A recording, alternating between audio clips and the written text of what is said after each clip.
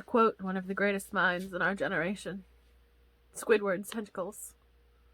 Another day, another migraine.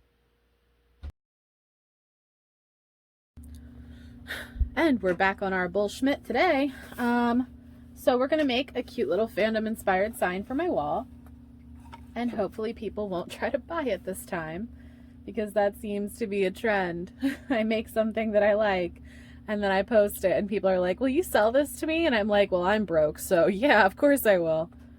So the first thing I'm going to start by doing, please excuse my hands. I did just start being a hairdresser again, so there may be remnant dye and or skin rashy looking water damage, but you don't come here for my beautiful hands. Anyway, start by removing the twine from the sign. If anything looks super rough, you might want to sand it off. I did get a package of emery boards, so these little guys. Sometimes the Dollar Tree does have sandpaper, and you of course could go to Walmart or Home Depot and get sandpaper, but I was feeling lazy, and this is all that is fine grit sandpaper. So if you see anything you really, really, really want to get rid of, like any splinters or anything, just take your sandpaper and go over it and it'll be fine. But it's not too bad. Let me hit a couple spots. So like I said, I started being a hairdresser again. Super fun, but it does affect my hands, so in future videos my hands may not look so beautiful, but you know, I'm just doing this for fun anyway, so I'm not too concerned about it.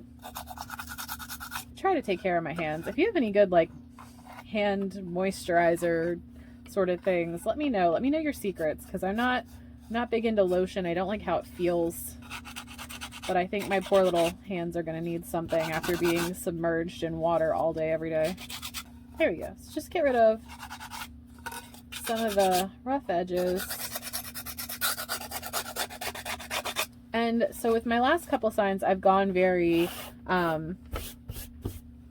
like slick kind of finishing.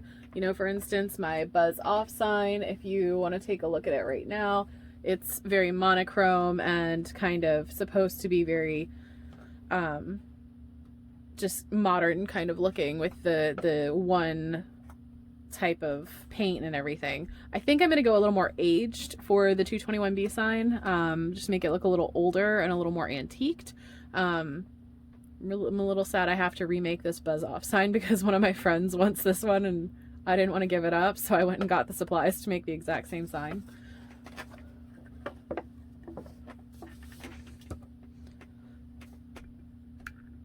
Another video where I try to burn my fingers.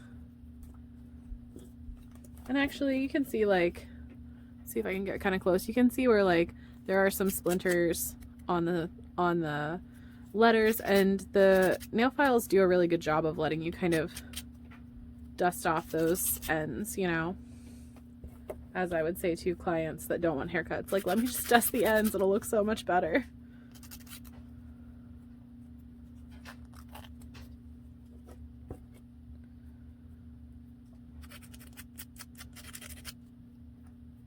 There we go. And before you glue things down, just kind of make sure that your letters are sitting where you want them to sit.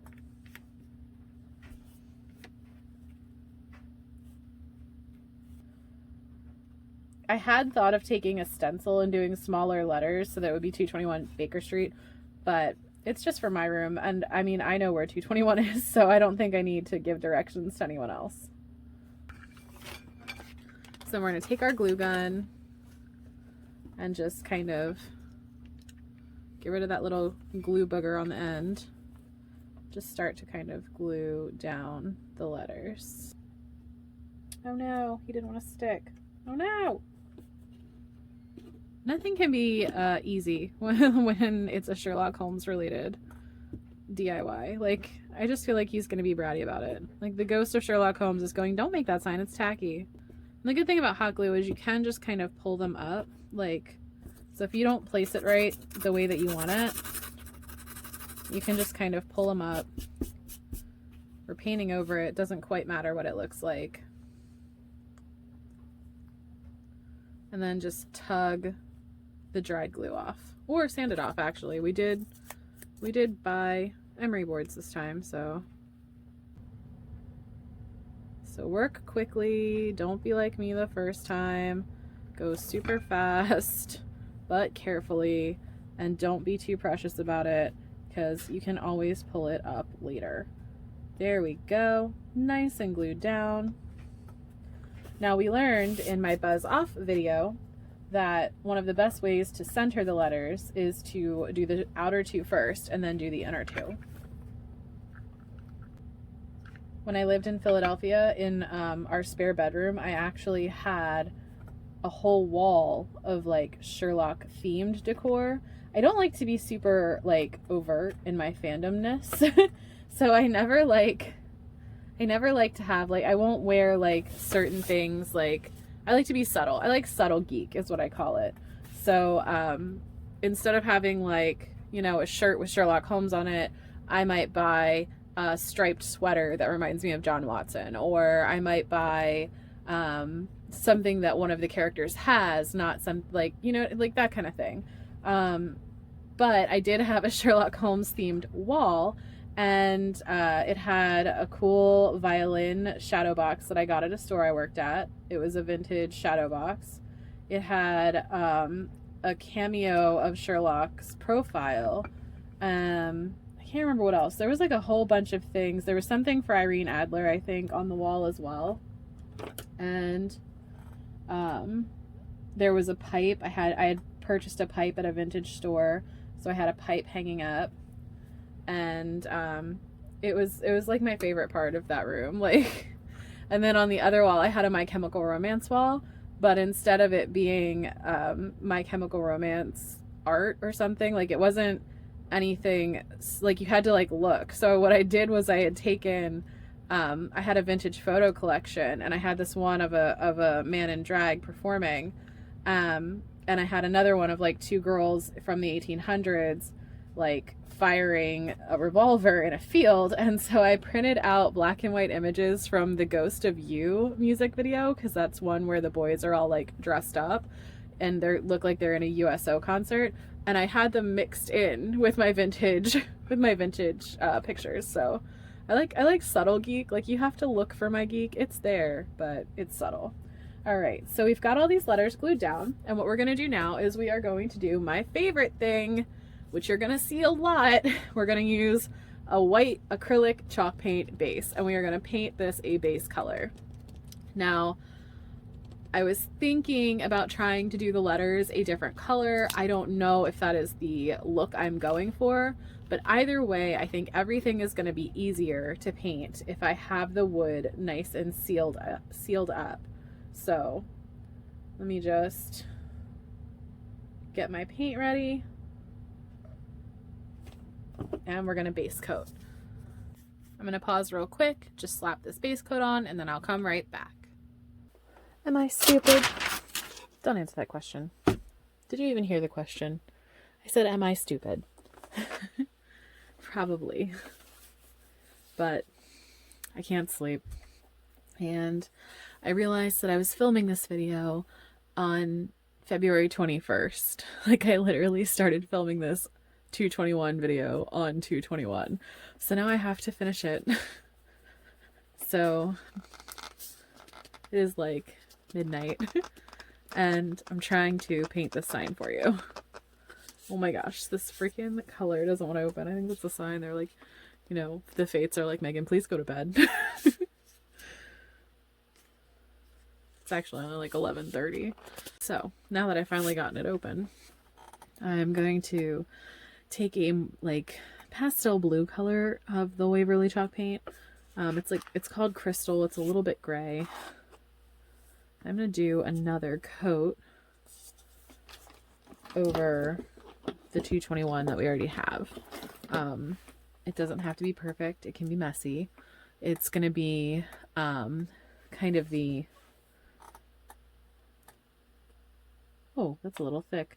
It's going to be the top coat to the paint, but we're going to distress it a little bit. So it's not really going to matter that if it's kind of a little messy. while I was filming this, the camera shut itself off. So I've spent most of the day trying to clear the storage out of my phone because that's what I usually shoot on. And it was just really like kind of hard and awkward. And then I realized what day it was, because I mean, I don't ever look at an actual calendar, so I don't know what day any day is. And I was like, oh my gosh, it is 2/21 day. Of course, you're seeing this sometime and probably in March, because I only post twice a week. But we're gonna put that on. That's gonna dry. It actually probably will have to dry overnight, and then tomorrow we'll come back and we're gonna do the wax coating on it. I'm so disappointed that I didn't finish this all on 2/21 day, but at least we know that I started it. I guess not 2/21. I just thought it was funny that I was filming this February 21st, and then it was like I didn't even know it because I don't look at calendars, but it's the next day. So this dried, and what you can see is that you can see the coat of paint is not the like most opaque coat, but again, we're distressing this one. This isn't like the other signs where we wanted it to be a very flat matte look. This doesn't actually matter if it has a like kind of not opaque look, because we're distressing it. It's not supposed to look modern. It's supposed to look kind of oldish. So I am going to use my Annie Sloan soft wax in dark. I really love the waxes from this line for sealing things. I mean, sealing paintings, sealing furniture, sealing signs. Like, I find them to be, I actually used them once to seal a pair of shoes. Like, they're really good waxes. Like I said, I worked in a dealer where we sold them, and I personally find them to be really cool, but you know, to each their own. There are other waxes, I guess. And I mean, I think my mom and I bought this can of wax. We bought it like 5 years ago, and we still have like so much of it. I am going to use an old toothbrush that I wasn't using for anything else because I was about to kind of throw it out to apply. And then I have a soft lint-free rag. I say lint-free, but there is thread on it because it was sitting in a scrap bin. But lint-free rag to wipe off. So we're going to wax on and wax off essentially.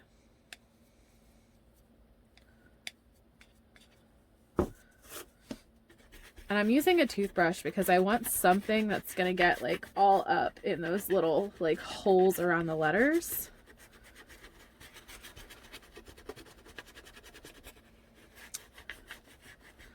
One of my favorite jobs ever, like to this day, like the best job I think I've ever had was working in the store that sold this. Like, it was a really cool woman-owned store, like woman-staffed store, like very funky, and we all had different personalities and different decor senses, and it was really celebrated that we were different. Like, I don't know, it was a fun store. I really miss being around those people, and our clients were always really cool, and we had some really neat experiences there. So every time I use Annie Sloan paint, I think of them. My little Philly friends.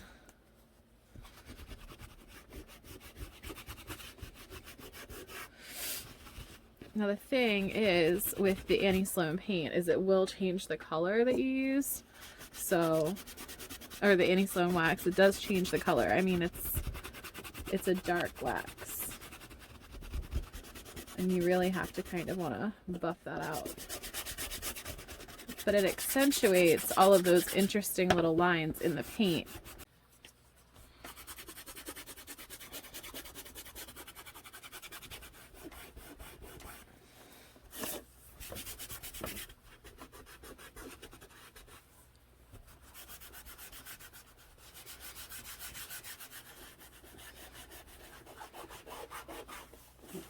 And so the only downside, and it's not really a downside, but the only like trouble area for an Annie Sloan wax is that these products are dissolvable by alcohol. So you can't use like alcohol-based cleaner if you end up making, like if you end up like making a piece of furniture and like sealing it with the wax, you can't use an alcohol-based cleaner on it because it will eat the finish off.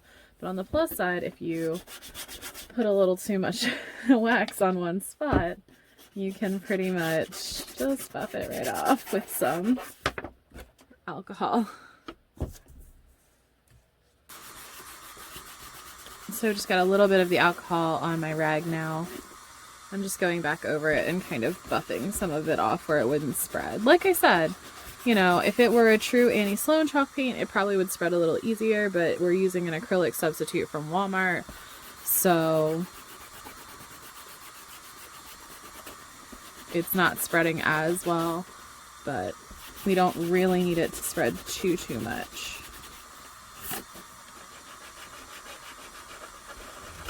And so now what we're going to do is we're going to take one of the emery boards that we bought, because I was too lazy to go to Home Depot and get sandpaper, and we're going to start to sand around the edges of the letters just to make them look a little bit more aged. And I know what you're thinking. You're like, you just did all of that work. You just did all of that waxing and now you're going to take it back off. Well, you're right. I am.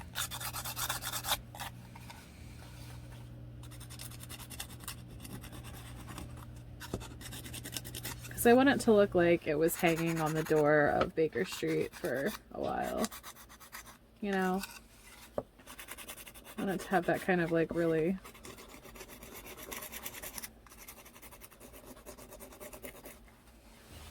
See what a difference that makes? That's really cool. It's turning out just like I wanted it to. My favorite Sherlock Holmes, I think, is the Grenada series. It used to be the Robert Downey Jr. series, followed closely by the Benedict Cumberbatch series. But Jeremy Brett is just such... He's like, I don't know. When I think of Sherlock, I think Jeremy Brett really just nailed it. If you haven't watched it, definitely give it a shot. The Blue Carbuncle, or the episode with Natasha Richardson, I mean, the episode with that dude from Persuasion, like there's so many good episodes. Definitely check out the Grenada series. And that's it. I'm just gonna thread some twine back through these little holes and we'll have our Baker Street sign.